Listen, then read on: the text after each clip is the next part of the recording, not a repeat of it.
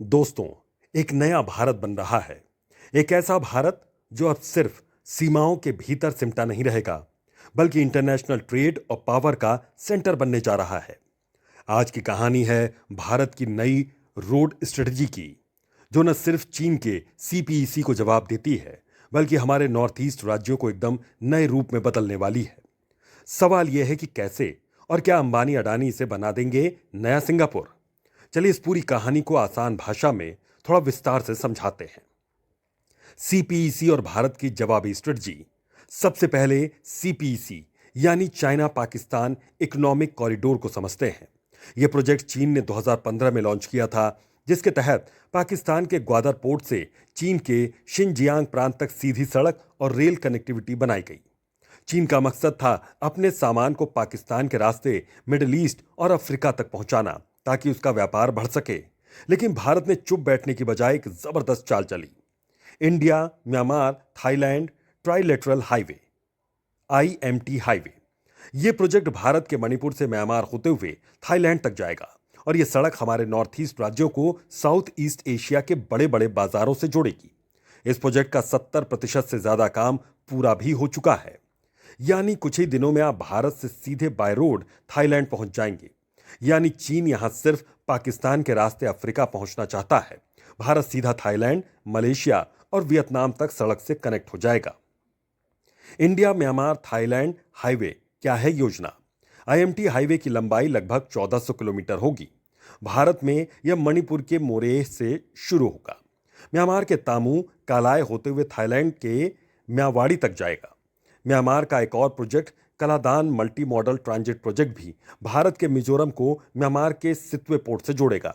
यानी भारत के north east राज्यों का पूरा इंफ्रास्ट्रक्चर एकदम से बदल जाएगा, और सिर्फ सड़क ही नहीं बल्कि रेलवे, पोर्ट्स और एयरपोर्ट्स भी इस नेटवर्क का हिस्सा होंगे। अंबानी अडानी का गेम प्लान, नया सिंगापुर कैसे बनेगा? अब असली कहानी पर आते हैं। भारत सरकार ने सिर्फ रोड बनाने की प्लानिंग नहीं की, बल्कि बड़े बड़े प्रोजेक्ट्स, प्राइवेट प्लेयर्स को भी इस मिशन में शामिल कर लिया है। Ambani group green energy hubs, data centres और लॉजिस्टिक्स पार्क्स में इन्वेस्ट कर रहा है।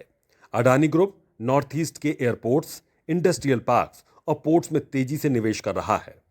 मणिपुर, असम, नागालैंड जैसे राज्यों में food processing hubs, handloom parks और आईटी क्लस्टर्स बनेंगे। यानी अब यहां से प्रोडक्ट्स जैसे ही असम की चाय, नागालैंड का हैंडीक्राफ्ट, मणिपुर के सिल्क, मिजोरम के ऑर्गेनिक प्रोडक्ट्स सीधे थाईलैंड, वियतनाम और मलेशिया तक भेजे जाएंगे। यह पूरा इलाका एक नया सिंगापुर बन जाएगा। नॉर्थ ईस्ट का कायाकल्प, आर्थिक क्रांति।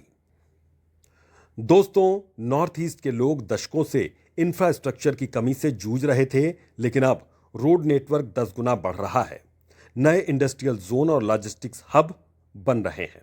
विदेशी निवेश आने की शुरुआत हो चुकी है। सरकार का अनुमान है कि आने वाले 5 सालों में इस रीजन में 1 लाख करोड़ से ज्यादा का निवेश आएगा और 5 लाख से ज्यादा नई नौकरियां पैदा होंगी। यह सिर्फ एक रोड नहीं, बल्कि नॉर्थ ईस्ट के लिए एक नई जिंदगी की एक नए अध्याय की शुरुआत है। चीन को झटका और भारत की नई ताकत। इस प्रोजेक्ट से चीन को सीधा झटका लगेगा, क्योंकि अब भारत थाईलैंड, म्यांमार और साउथ ईस्ट एशिया के देशों के साथ डायरेक्ट ट्रेड करेगा।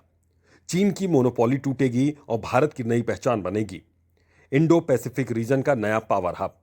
यह सिर्फ एक रोड नहीं, यह भारत की ग्रोथ स्टोरी का नया चैप्टर है।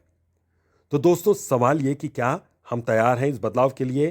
क्या हम तैयार हैं भारत के नॉर्थ ईस्ट को नए सिंगापुर में बदलते देखने के लिए? अगर आप इस मिशन को सपोर्ट करते हैं तो कमेंट में जरूर लिखिए कि भारत नॉर्थ ईस्ट से दुनिया को जोड़ रहा है। वीडियो को लाइक और शेयर करना मत भूलिए, क्योंकि कहानी हर भारतीय तक जरूर पहुंचनी चाहिए।